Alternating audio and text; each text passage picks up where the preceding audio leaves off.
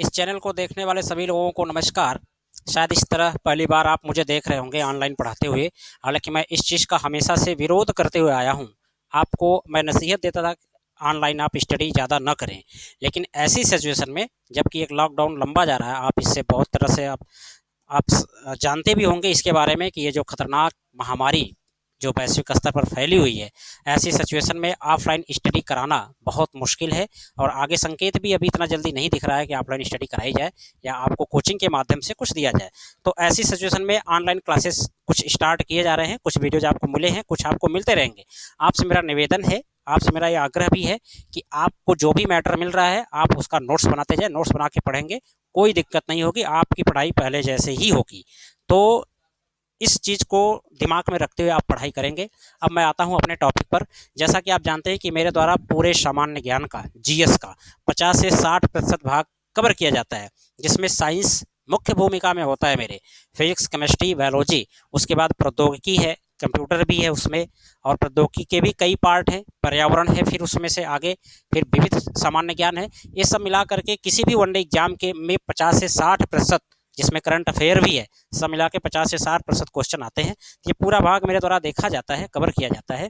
तो फिर से मैं ऑनलाइन आपके लिए हाजिर हुआ हूँ। तो जितना मुझसे हो सकेगा, मैं आपसे कुछ वादा नहीं करूंगा कि मैं इतना पढ़ाऊंगा उतना पढ़ाऊंगा, जो भी हो सकेगा, जितना मुझे वक्त मिलेगा आपको हम वो मैटर प्रोवाइड कराते रहेंगे। आप इसका नोट्स जरूर बनाइएगा। तो पहला ये फॉर्मल क्लास है, जिसमें हम चाहेंगे कि आपको कोई ऐसा छोटा सा टॉपिक पढ़ाएं जो बहुत ही वैल्यूएबल हो और आप उसको आत्मसात कर लें, आप उसको ग्रहण कर लें। तो चलिए, जीव विज्ञान का एक टॉपिक है ग्रंथि। हम ग्रंथ से स्टार्ट करते हैं। थोड़ा सा इंपॉर्टेंट टॉपिक भी है, इससे अक्सर परीक्षाओं में प्रश्न पूछे जाते हैं। तो हम आते हैं ग्रंथ पर। अब ग्रंथ क्या होती है, ग्रंथ हम किसे कहते हैं, तो इस पर हालांकि मैंने लिखा भी है, लेकिन आपको लेक्चर के माध्यम से मैं समझा दे रहा हूँ। ग्रंथ कोशिकाओं का वह समूह है जो हार्मोन और प्रोटीन का संश्लेषण तथा स्राव करता है। यानी कि मानव तथा जितने भी कशेरुकी जीव होते हैं, सब में जो ग्रंथियाँ होती हैं वो कोशिकाओं का समूह होता है।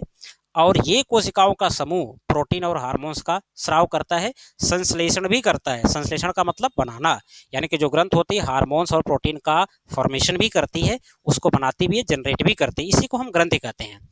ग्रंथ मुख्य रूप से दो प्रकार की होती है, बहिस्रावी ग्रंथि और अंतःस्रावी ग्रंथि। जो बहिस्रावी ग्रंथि होती है उसे हम एक्सोक्राइन ग्रंथि भी कहते हैं।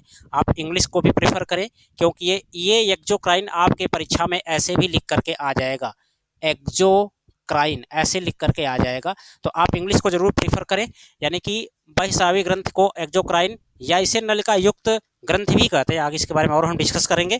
अंतःस्रावी ग्रंथ यानी कि एंडोक्राइन ग्रंथ, जिसे हम नलिका विहीन ग्रंथि कहते हैं। ये दो मुख्य रूप से ग्रंथियां होती हैं मनुष्य और जितने भी कशेरुकी जीव होते हैं। आगे जैसे ग्रंथियों के एग्जाम्पल में जैसे आप यकृत पढ़े होंगे, जो शरीर की सबसे बड़ी ग्रंथि होती है। पीयूष ग्रंथि जो शरीर की सबसे छोटी ग्रंथि होती है। अग्न्याशय हो गया, पीनियल क्या हो गया, पीनियल बॉडी हो गया, थायराइड ग्रंथि हो गई, पैराथायराइड ग्रंथि हो गई। ये सब शरीर के क्या है, ग्रंथियां हैं। यकृत के बारे में, अग्न्याशय के बारे में, लार ग्रंथियों के बारे में आपको डिटेल स्टडी कराया जाएगा, लेकिन वो पाचन तंत्र वाले भाग में। अभी केवल हम ग्रंथ पर जो मेन पार्ट है उसका वही हम फोकस कर रहे हैं। अब जो मानव है, जो कि हम ह्यूमन फिजियोलॉजी को ज़्यादा फोकस करते हैं, वहीं से आपके एग्जाम में प्रश्न भी आते हैं।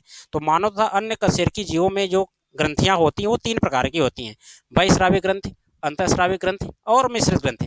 बहिस्रावी ग्रंथि किसे कहते हैं, एक्सोक्राइन ग्रंथि किसे कहते हैं, इस वह ग्रंथियां जिनसे निकलने वाला पदार्थ किसी नलिका द्वारा किसी अंग विशेष में पहुंचाया जाता है, उसे हम नलिका युक्त या बहिस्रावी ग्रंथियां कहते हैं। जैसे क्या, लार ग्रंथियां, यकृत आदि, ये सब कैसी ग्रंथि हैं, ये सब बहिस्रावी ग्रंथि हैं। जैसे लार ग्रंथियां हैं, ये कान के नीचे से, कान के बगल में जो पैरोटिड ग्लैंड होती है, जिसके सूजने से गलसुआ रोग हो जाता है, तो जो पैरोटिड ग्लैंड होती हैं ये यहाँ से घूम करके दोनों जबड़ों के नीचे जाके खुलती हैं।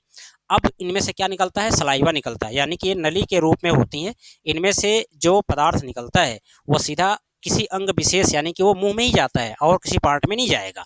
तो इसीलिए इसको बहिस्रावी कहते हैं कि इससे जो हार्मोन निकलेगा वो किसी अंग विशेष में जाकर के ही सिक्रेट होता है और वहीं पर वो एक्ट करता है, वो रासायनिक क्रिया करता है, तो उसे हम बहिस्रावी ग्रंथि कहते हैं।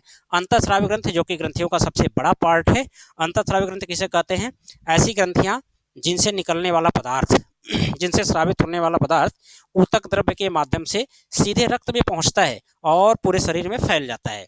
ये जो भी पदार्थ इनसे निकलते हैं ग्रंथियों से, अंतःस्रावी ग्रंथियों से, ये सभी हार्मोन्स होते हैं। हार्मोन्स करते क्या है, सभी शरीर की सभी रासायनिक क्रियाओं का नियंत्रण करते हैं। सभी रासायनिक क्रियाओं का नियंत्रण मतलब जैसे अगर हम आपसे कहें, आप कोई बहुत जहरीला सांप देख करके डर जाते हैं और भागने की कोशिश करते हैं, ऐसी सिचुएशन में आपके बॉडी की कोई ग्रंथि आपके बॉडी की कोई ग्रंथि आपके बॉडी में हार्मोन सिक्रेट करती है और आपको दुगनी एनर्जी मिलती है और भाग जाते हैं। जैसे जिसे हम कहते हैं एड्रिनल ग्रंथि।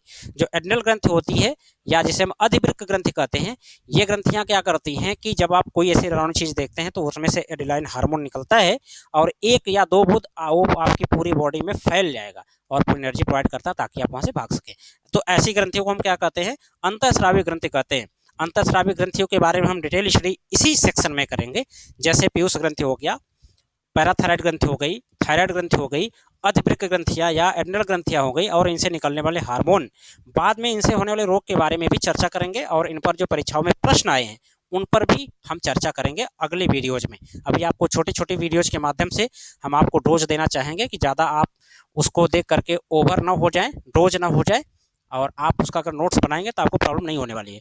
मिश्र ग्रंथि क्या है, इसमें दोनों ग्रंथियों के गुण होते हैं, बहिस्रावी तथा अंतःस्रावी दोनों के गुण होते हैं, लेकिन इसमें जो बहिस्रावी भाग होता है मुख्य होता है। जैसे क्या, अग्न्याशय। अग्न्याशय कैसी ग्रंथि है, ये मिश्रित ग्रंथि है जो मनुष्य में पाई जाती है। अब चूंकि हमने ग्रंथ के बारे में पढ़ लिया, ग्रंथ क्या होती है, ग्रंथ के मुख्य 2 प्रकार कौन कौन से होते हैं, उनके बारे में क्या होता है, और जो दोनों प्रकार हैं बहिस्रावी और अंतःस्रावी, उनके उदाहरण क्या होते हैं, वो कैसे एक्ट करता है, उनसे जो निकलने वाला पदार्थ वो क्या होता है, हमने थोड़ा सा इसके बारे में एक इंट्रोडक्शन के तौर पर पढ़े हैं। अब हम पढ़ेंगे अंतःस्रावी ग्रंथियों के बारे में। तो अंतःस्रावी जो ग्रंथियां होती हैं यही हमको इस सेक्शन में पूरा पढ़ना है। जो भी, चूँकि अंतःस्रावी ग्रंथियों के तो बहुत लंबे पार्ट हैं, लेकिन जो कुछ भाग आपको मिलेंगे वो परीक्षा के दृष्टि से बहुत ही महत्वपूर्ण होंगे। आप उसको बिल्कुल भी कोई काट छाट, कोई स्किप नहीं करेंगे, उसमें आप उसको पूरा पढ़ेंगे। प्रमुख अंतःस्रावी ग्रंथियों के बारे में चर्चा हम करेंगे आगे। तो प्रमुख अंतःस्रावी ग्रंथि में पहली ग्रंथि कौन सी, पीयूष ग्रंथि। ग्रंथियां बहुत सारी, लेकिन हम क्रम से एक एक के बारे में चलेंगे। और ये मेरी पहले से आदत है, मैं शॉर्टकट नहीं पढ़ाता, जो भी पढ़ाता हूँ थोड़ा लिटिल बिट डिटेल में। तो पीयूष ग्रंथि, पीयूष ग्रंथि के बारे में जो परीक्षाओं में प्रश्न आते हैं उसी पर हमने फोकस किया हुआ है। पीयूष ग्रंथि, इसका वजन कितना होता है, 0.6 ग्राम होता है। इसे मास्टर ग्रंथि भी कहते हैं। ये क्वेश्चन कई बार परीक्षाओं में आ चुका है और बहुत ही इंपॉर्टेंट प्रश्न है कि मास्टर ग्रंथि किसे कहते हैं, पीयूष ग्रंथि कहते हैं। और पीयूष ग्रंथि का आकार क्या होता है, मक्के के दाने के बराबर। ये भी क्वेश्चन कई बार आया कि कौन सी ग्रंथि होती है जिसका आकार मक्के के दाने के बराबर होता है। तो ग्रंथि कौन सी है, पीयूष ग्रंथि है, यानी कि इसका वजन 0.6 ग्राम होता है। इसे मास्टर ग्रंथि भी कहते हैं। इसका आकार मक्के के दाने के बराबर होता है। इस ग्रंथ से स्रावित होने वाले हार्मोन्स निम्नलिखित हैं। अब पीयूष ग्रंथ से जो हार्मोन निकलते हैं उनके बारे में थोड़ा सा डिस्कस करेंगे। आप कुछ हार्मोन्स का नाम तो सुने होंगे, जैसे ऑक्सीटोसिन हार्मोन्स, कई बार परीक्षाओं में आया है कि ऑक्सीटोसिन हार्मोन्स का कार्य क्या है, और आंसर भी आप जानते होंगे कि दुग्ध स्राव को वो तेज करता है। लेकिन कुछ हार्मोन्स और भी हैं जो पीयूष ग्रंथ से निकलते हैं, उसके बारे में हम चर्चा करेंगे। क्योंकि जो पीयूष ग्रंथि होती है इसका आकार मक्के के दाने के बराबर होता है। इसमें 3 पालियां होती है, अग्रपाली, मध्यपाल और पश्चपाल। अग्रपाल, मध्यपाल और पश्चपाल। जो अग्रपाल होती है, इन तीनों में से 3 हार्मोन्स निकलते हैं। तो इनमें से जो मुख्य हार्मोन्स है, वसोप्रोसिन, ऑक्सीटोसिन, एसटीएच, जीएच और भी बहुत सारे हार्मोन्स होते हैं। वसोप्रोसिन जो हार्मोन्स होता है इसे हम एंटी डाईयूरेटिक कहते हैं। एंटी डाईयूरेटिक, यूरेटिक का मतलब यूरिया, यूरिया मतलब आपके यूरिन से संबंधित हार्मोन्स है। तो आप वसोप्रोसिन को, आप अगर इसका नाम आपको याद रहेगा, नाम तो कठिन है, 3-4 बार रिवीजन करेंगे तो याद हो जाएगा। एंटी डाईयूरेटिक, जो एंटी डाईयूरेटिक है, यूरेटिक की इसी वर्ड से आप इसके बारे में आप जानकारी रख सकते हैं कि यूरेटिक का मतलब यूरिया, यूरिया मतलब ये आपके यूरिन से संबंधित है। तो वसोप्रोसिन जो हार्मोन्स है ये इसे मूत्ररोधी हार्मोन्स भी कहते हैं। इसकी कमी से मूत्रलता रोग हो जाता है। मूत्रलता रोग को एक और रोग के नाम से जानते हैं जिसे हम कहते हैं उहकमेह, यानी कि जो मूत्रलता रोग होता है उसे उहकमेह रोग भी कहते हैं।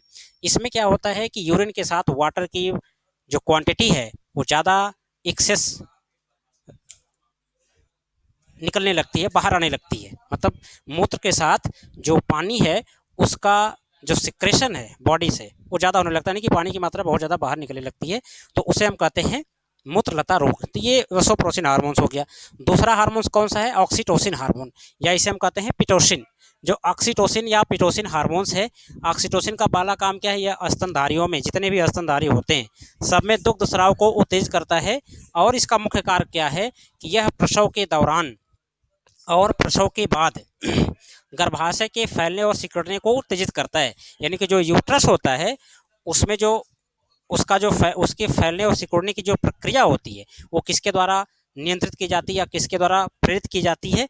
ऑक्सीटोसिन हार्मोन से। कहाँ से निकलता है? पीयूष ग्रंथि से निकलता है। यानी कि याद रखें कि पीयूष ग्रंथि कितना इंपॉर्टेंट है। और भी जितने भी जनन हार्मोन्स होते हैं, प्रोजेस्टेरोन, टेस्टोस्टेरोन और प्रोजेस्टेरोन, टेस्टोस्टेरोन, ऐसे जितने भी एस्ट्रोजन, ये सभी कैसे हैं? प्रजनन हार्मोन है। ये सभी हार्मोन किसके द्वारा प्रेरित किए जाते हैं? पीयूष ग्रंथि के द्वारा ही प्रेरित किए जाते हैं, जिससे सिक्रेशन होता है। तीसरा मुख्य हार्मोन इसका कौन सा है? एसटीएच है, जिसे हम कहते हैं सोमेटोट्रॉफिक हार्मोन। ये क्या करता है? हड्डियों की वृद्धि को नियंत्रित करता है और शरीर की वृद्धि को नियंत्रित करता है। यानी कि जो एसटीएच हार्मोन है ये शरीर की वृद्धि और हड्डियों की वृद्धि को नियंत्रित करता है। इसकी अधिकता से जो शरीर है वो भीमकाय हो जाता है और इसकी कमी से मनुष्य का शरीर बौना हो जाता है। लेकिन इसका मतलब ये नहीं कि एसटीएच हार्मोन की कमी से लोग बौने हो जाते हैं, नहीं। जो बॉडी का ग्रोथ होता है अगर बीच में डिस्टर्ब होता है तो इसकी कमी से हो जाता है, तब ग्रोथ वहाँ पे रुक जाता है। जो छोटे बच्चे होते हैं जो बौने ही रह जाते हैं, वो एक पीयूष ग्रंथि से हार्मोन निकलता है जिसे हम कहते हैं जीएच हार्मोन, गोनेडोट्रॉफिक हार्मोन।